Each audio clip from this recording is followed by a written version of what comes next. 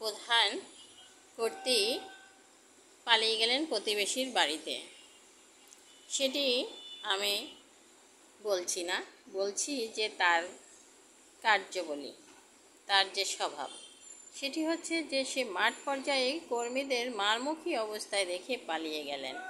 এভাবে কি কোনো প্রধানমন্ত্রী কখনো মাঠ পর্যায়ে কর্মীদেরকে সচল রেখে, সচল বলতে যে তারা যে মারামারি কাটাকাটি করতেছিলেন সেই অবস্থায় মাঠ পর্যায়ে রেখে কি কেউ পালিয়ে যেতে পারে? তাদের কর্তা কি পালিয়ে যেতে পারে? কর্ত্রী কি পালিয়ে যেতে পারে?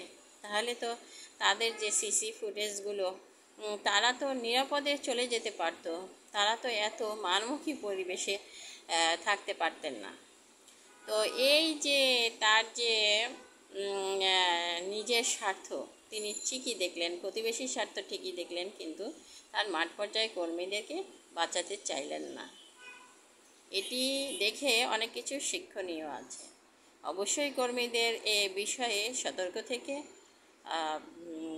তাদের কার্যক্রম চালাতে হবে। ধন্যবাদ।